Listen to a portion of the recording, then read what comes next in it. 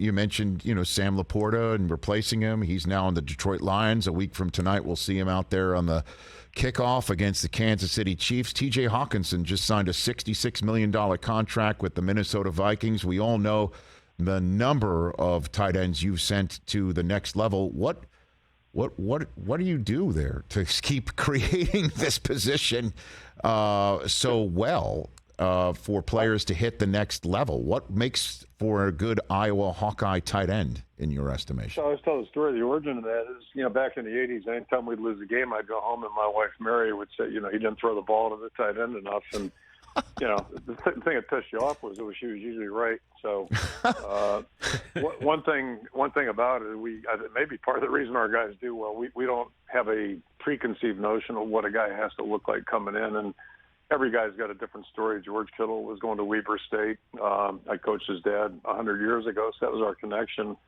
And his mom's an All-American basketball player at Drake, so that was kind of the caveat there. But we keep an open mind, and I think the other simple thing is that we use our tight ends extensively. They do a lot of things for us. So if a guy's good enough, he's going to get great exposure and hopefully have an opportunity maybe to keep playing and do the same things in the NFL that he does here.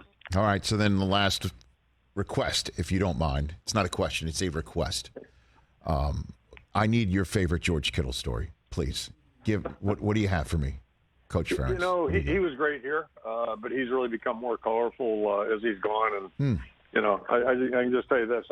Whatever year it would have been, they played the Packers in a playoff game.